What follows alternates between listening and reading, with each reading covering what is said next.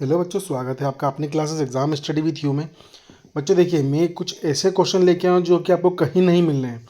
ठीक है, ये आज नहीं, आज से 5 साल बाद भी या 10 साल बाद भी आप अगर इस क्लास को देखेंगे तो मैं 100% गारंटी लेता हूँ कि ये क्वेश्चन आपको कहीं नहीं मिलने, और ये क्वेश्चन एग्जाम में आते हैं। बोर्ड एग्जाम या 11th-12th के बच्चे जो हैं वो देखना चाहें तो बिल्कुल इन क्वेश्चन को बिल्कुल अच्छे से याद रखिएगा, क्योंकि मैं सारे शॉर्ट फॉर्म जितने भी होते हैं इकोनॉमिक्स के, ठीक है, जितने भी सूत्र होते हैं वो सभी लेके आया हूँ मैं आज। तो देखिए, मांग और आपूर्ति का सूत्र जो होगा उस ध्यान दीजिएगा आप।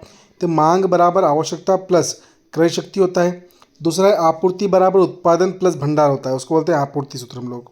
ठीक है, वही बात करते हैं नियम के, मांग के नियम की। तो मांग का नियम मांग और कीमत के बीच विपरीत संबंधों को होता है। ठीक है, दूसरी ओर देखते हैं मांग की लोच, मांग में परिवर्तन की दर कीमत में परिवर्तन की दर से अधिक होती है ना।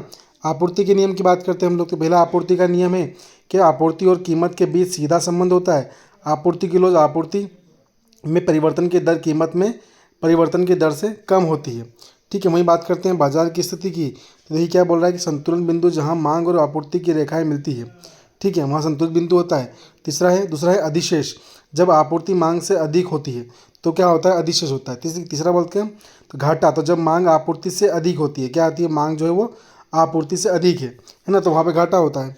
अर्थव्यवस्था के प्रकार देखते हैं तो पूंजीवादी अर्थव्यवस्था निजी स्वामित्व और मुनाफे पर आधारित होती है। कौन सी, पूंजीवादी अर्थव्यवस्था।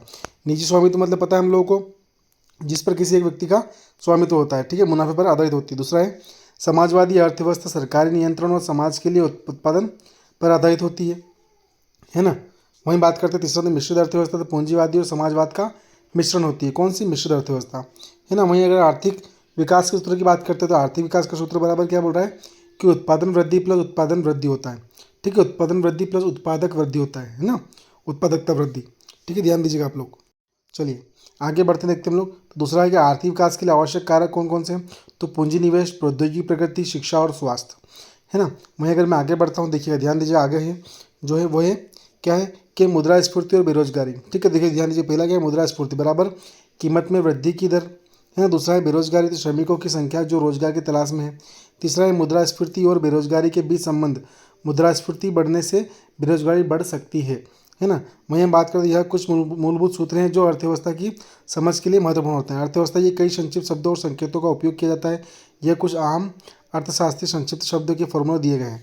ठीक है, देखो पहला क्या है, मेको, ठीक है, माइक्रो इकोनॉमी उसको बोलते हैं हम लोग।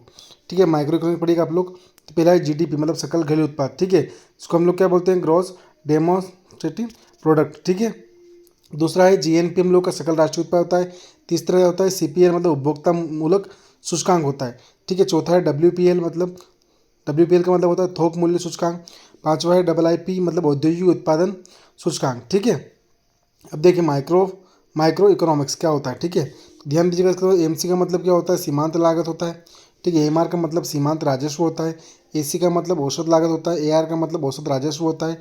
टीसी का मतलब कुल लागत होता है। टीआर का मतलब कुल राजस्व होता है। वहीं बात करते हैं वित्तीय अर्थव्यवस्था की, तो आरओआई का मतलब होता है रिटर्न ऑफ इन्वेस्टमेंट। ठीक है, आरओई का मतलब होता है रिटर्न ऑफ इक्विलिटी। चलो वहीं थर्ड की बात करते हैं तो क्या है कि ईपीएस, है ना। ध्यान दीजिएगा, आप थर्ड क्या बोल रहा है कि ईपीएस के बोल रहे हैं ना वो। देखिए ये थर्ड वाला आपका है ईपीएस मतलब प्रति शेयर आय। ठीक है, चौथा है पीई मतलब मूल्य आय अनुपात। पांचवा है एनएवी मतलब नेट एसेट वैल्यू। अंतर्राष्ट्रीय अर्थशास्त्र देखते हैं डब्ल्यूटीओ मतलब विश्व व्यापार संगठन। ठीक है, दूसरा है आईएमएफ मतलब अंतर्राष्ट्रीय मुद्रा कोष। चौथा है डब्ल्यूबी मतलब विश्व बैंक। ठीक है, वही चौथे की बात करते हैं हम लोग, ध्यान दीजिएगा आपका। तो क्या है एफडीआई मतलब प्रत्यक्ष विदेशी निवेश। पांचवा है एफडबल आई मतलब विदेशी संस्थागत निवेश। पहला है जीएसटी मतलब वस्तु और सेवाओं का कर। दूसरा है एफईएमए मतलब विदेशी मुद्रा प्रबंधन अधिनियम। तीसरा है एसीबीआई मतलब भारतीय प्रतिभूति और विनिमय बोर्ड। चौथा है आरबीआई मतलब रिजर्व बैंक। ठीक है, पांचवा है एनआईटीआई मतलब आयोग, राष्ट्रीय भारतीय उद्योग परिषद। ठीक है बेटा, देखिए आज की क्लास हम लोग यहीं खत्म होती है।